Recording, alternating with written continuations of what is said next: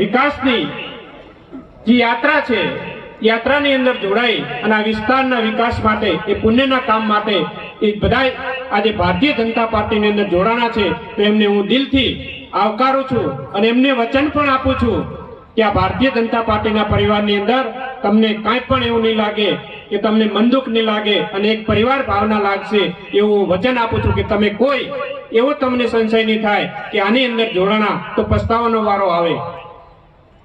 જેવી વાત કોંગ્રેસ વાળાને મળી કે તમે જાઓ છો પણ ભારતીય જનતા પાર્ટીની અંદર તમે પસ્તાવાના તમારું કોઈ નહીં આવે, પણ કોંગ્રેસ કાયમી અફવાઓથી ભરાયેલી, ચૂંટણી આવે એટલે અફવાઓ ચાલુ, અને અમારો ભોળો સમાજ અફવામાં ડૂબી જાય. ઠાકોર સમાજ એક ભોળો સમાજ છે, અફવાને તરત જ માની લે. એમાં અમુક લોકોએ તો માની લીધું કે ખરેખર આવું છે. એમને ખબર નથી કે ટૂંક જ સમયની અંદર જ્યારે પેટા ચૂંટણી આવી અને તમે બધાએ મારા ઉપર વિશ્વાસ રાખી અને ભારતીય જનતા પાર્ટીનું કમળ ખીલ્યું, એનો જશ તમને બધાને જાય છે. તમારો હું આભાર માનું છું. પણ એમ છતાંય આખા ગુજરાતની અંદર ભારતીય જનતા પાર્ટી લોકો, કોંગ્રેસ વાળા એવી અફવા ફેલાવે કે ત્યાં જો એટલે પૂરા કરે. તમને એવું લાગે પૂરા કરે? એનો દાખલો સાક્ષાત આપણી વાવ વિધાનસભાની અંદર છે. ગુજરાતની અંદર પ્રથમવાર પેટા ચૂંટણી હોય અને 11 મહિનાની અંદર મોટું ભેટ આપતા હોય આપણને ગુજરાત સરકારની અંદર, ભૂપેન્દ્રભાઈની સરકારની અંદર આપણે સ્થાન મળતું હોય તો એનાથી વધુ મહત્વની વાત કોઈ ના હોય. તમે બધા જાણો છો, ત્યાં જોઈને આપણને દાબી દીધા, આપણને પસ્તાવાનો વારો આવે એવું કર્યું ના. આજે તમે બધા સાક્ષી છો કે આ વિધાનસભાની અંદર મોટી ભેટ આપી છે, આપણને સરકારની અંદર સ્થાન આપ્યું છે. કોંગ્રેસને લોકો ભ્રમાવાની વાતો કરશે, ચૂંટણી આવી એટલે અફવાઓ ચાલુ. તમને બધાને ખબર છે, ડબલ એન્જિનની સરકાર, કેન્દ્રમાં આપણી સરકાર હોય, રાજ્યમાં આપણી સરકાર હોય, અને એવું માનો કે આપણે અહીં અંદર એમની સરકાર આવે ને એમને કામ થાય, એવો કોઈને વિશ્વાસ છે કે અહીંની અંદર તાલુકા જિલ્લા પંચાયત લાવે અને એમને કામ થશે? એ ભ્રમ કાઢી નાખે. અહીં વાવ વિધાનસભાની અંદર, વાવ થરાદ જિલ્લાની અંદર આપણું ભારતીય જનતા પાર્ટીની જિલ્લા પંચાયત અને તાલુકા પંચાયત બનવાની છે. એમાં કોઈ શંકાને સ્થાન નથી. આપણો આ જિલ્લો બહુમતીનો જિલ્લો છે.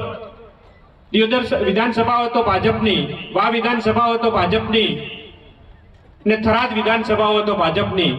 એક નેમ સાથે બહુમતી આ જિલ્લો છે, તો બહુમતી જિલ્લાની અંદર આપણું જિલ્લા પંચાયત પણ આપણી બનવાની છે, તાલુકા પંચાયત પણ આપણી બનવાની છે. તો બાબરની અંદર કોઈ શંકા છે કે આપણી તાલુકા પંચાયત નહીં બને? જે કામ કરતા તે લોકો તો બધે સમર્થન ભારતીય જનતા પાર્ટી પર વિશ્વાસ રાખી, જેમ દૂધની અંદર સાકર ભળે એમ ભળી ગયા, અને એમને વિશ્વાસ છે કે ભારતીય જનતા પાર્ટી આપણું કામ કરશે, આપણો વિકાસ કરશે, આપણા ગામડાનો વિકાસ કરશે. એમને બધો સંતોષ છે, તારે વિશ્વાસ કરીને આવ્યા છે. કોઈ ભ્રમ ના થાય કે ભ્રમ ફેલાવતા હોય તો કોંગ્રેસ પાર્ટી ફેલાવતી હોય છે. આપણે 18 તાલુકા પંચાયત જીતવાની છે ને?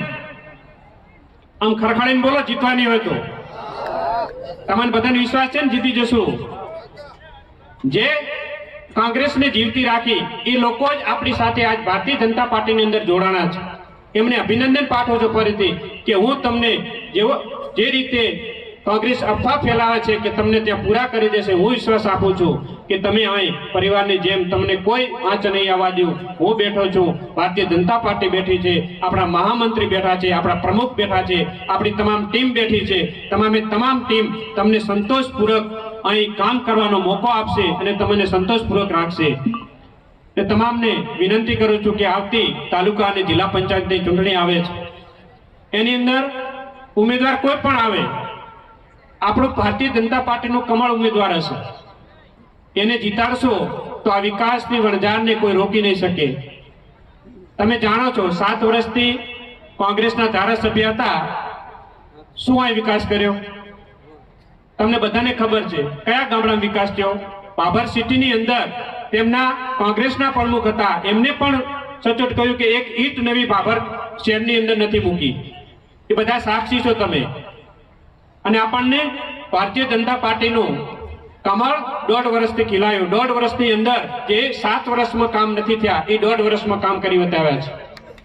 આજે આ બાબરની રોનક જુઓ, ગૌરવપથ રોડનો ચાલુ છે, વાવ રોડ જુઓ, આરસીસી રોડ બને એ તમે જુઓ. હમણે સ્ટેટમેન્ટ આપ્યું હતું કોંગ્રેસ વાળાએ, ક્યાંય વિકાસ કઈ થયો નથી, કઈ દેખાતું નથી. તમે પેટા ચૂંટણીની અંદર વાયદા આપ્યા એ વાળું કઈ કર્યું નથી. તમે સાક્ષી છો. આજે કયું ગામ બાકી છે વિકાસથી ચાલુ, વિકાસના કામ ચાલુ ના હોય એવું? એક ગામ બતાવો કે આની અંદર વિકાસ ન થયો હોય. એક ગામની અંદર કોઈ એવું ગામ નથી કે આપણે સરકારના કામો ચાલુ ન હોય. એટલે તમામને વિનંતી કરું, ટૂંક સમયની અંદર આપણું ભાભર પણ રળિયામણું ભાભર બનશે, ગોકળીઓ ભાભર બનશે. એટલે તમે બધાએ જે વિશ્વાસ મૂક્યો છે, ફરીથી જે લોકો ભારતીય જનતા પાર્ટીની અંદર તમામ ટીમને લઈને આવ્યા છે એમને હું ભરોસો આપું છું કે તમને ક્યારેય એવો અહેસાસ નહીં થાય કે અહીં પરિવારવાદ કે પેલું થાય. પણ આપણે સાક્ષી માનીએ છીએ તમને કે આજના દિવસે તમે બધાએ જે મોટો મન કરી અને ભારતીય જનતા પાર્ટીની અંદર આવ્યા છો તો તમને કોઈ અહેસાસ નહીં થવા દઉં એવું વચન આપું છું.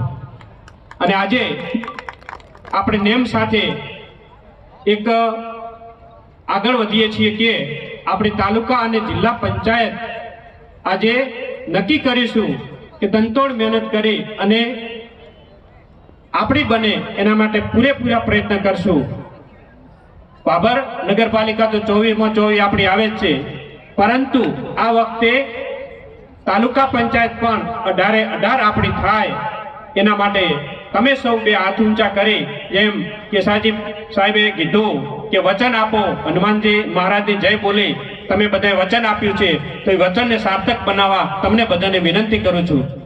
બસ એટલું જ કહેવું છું. આપે જે ભરોસો મૂક્યો છે એ ભરોસાને ક્યારેય તોડીશ નહીં અને તૂટવા દઈશ નહીં. તમારો જ સેવક છું, તમારો જ દીકરો છું. કાયમી તમારે સાથી રહી અને તમારા હર કામમાં આગળ વધીશ. અસ્તુ. ભારત માતા કી જય. જ્યારે પશ્ચિમ બંગાળની વાત કરું, અહીંયા સાઉથમાં કેરળની વાત કરું, દિલ્હી યુનિવર્સિટીની વાત કરું, ભારત તેરે ટુકડે હોંગે ઇન્શાઅલ્લાહ ઇન્શાઅલ્લાહ. આ ભારતીય જનતા પાર્ટી અને સંઘ માટે કામ કરતા કાર્યકર્તા માટે કેરળની અંદર જે ખુલીને બહાર આવે એવા લોકોના 32 ટુકડા કરી દે. આપણા જેવા કોઈનો ભાઈ હશે, કોઈ બેનનો ભાઈ હશે, કોઈ માતાનો દીકરો હશે, આ રાષ્ટ્ર માટે લડતા લડતા એ મોતનું વાલ કરે છે. અને એવા લોકોને આ કોંગ્રેસના લોકો સમર્થન કરે છે.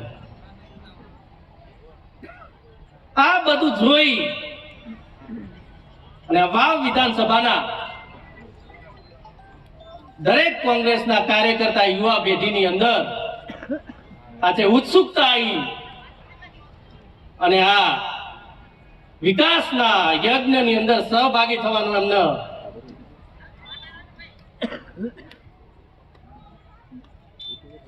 સૌની સાથે મળવાનો એમને અવસર મળ્યો. અને જ્યારે આ કાંતિજી અને એમની ટીમને ભારતીય જનતા પાર્ટીની અંદર જોડવાની વાત આવી ત્યારે વર્ષોથી ભારતીય જનતા પાર્ટીની અંદર આ કામ કરતા, અહીંયા જે બૂથ થી લઈને કામ કરતા એવા અહીંયા સ્ટેજ ઉપર બેઠેલા ખેમાજી, અમથુજી, નાગજીજી, ગગાજી, ભુરાજી તેમજ અન્ય કાર્યકર્તાઓ જ્યારે કાંતિજીને લેવા માટેની અહીંયા ભારતીય જનતા પાર્ટીમાં જોડવાની વાત કરી અને એક જ ફોને કહી દીધું કે પાર્ટીનો વ્યાપ વધતો હોય ને પાર્ટીનું નામ અહીંયા મોટું થતું હોય ને જ્યારે પાર્ટી અહીંયા ભારતીય જનતા પાર્ટી વિકાસના કામો જો સહભાગી થતા હોય તો એમાં આપણને બધાને લેવા માટે અમારી સહમતિ છે. તમે આજે જ એમને જોડી દો તો ખૂબ ખૂબ અભિનંદન એમને આપું છું અને એમના આ નિર્ણયને વંદન કરું છું. મિત્રો, આવનારી તાલુકા પંચાયત, જિલ્લા પંચાયતની ચૂંટણી થોડા દિવસ પહેલા વાત કરતા હતા કે પડઘમ વાગી રહ્યા છે, પડઘમ વાગી રહ્યા છે, અને કાલ સાંજે જે ચૂંટણી જાહેર થઈ ગઈ છે. તમારા સૌની જવાબદારી આવે છે. 3 અને 4 તારીખ થરાદ ખાતે એટલે આવતીકાલે અને પ્રમ દિવસે નિરીક્ષકો આવવાના છે. ટિકિટ માંગવી એ બધાનો અધિકાર છે.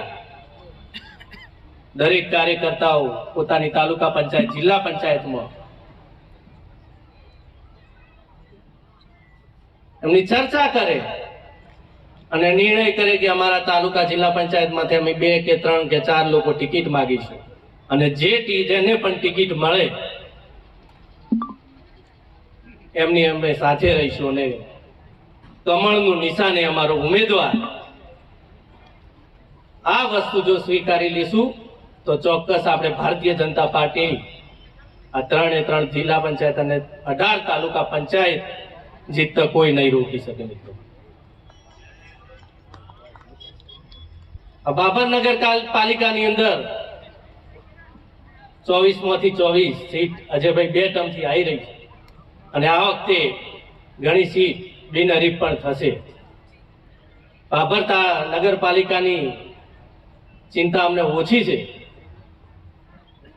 પણ જ્યારે અમથુજીએ કીધું હતું કે મીઠા જિલ્લા પંચાયતની વાત આવે એટલે પ્રદેશ સુધી ખબર પડે કે મીઠા જિલ્લા પંચાયતમાં કાઠું છે.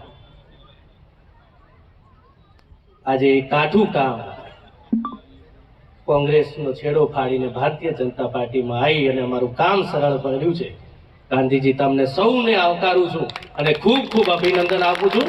આવનારા સમયમાં સૌ સાથે મળી અને ભારતીય જનતા પાર્ટીને મજબૂત કરવા અને આ વિસ્તારના વિકાસના યજ્ઞમાં આપ સૌ સહભાગી થશો એવી આશા સાથે અસ્તુ. ભારત માતા કી જય. વંદે માતરમ.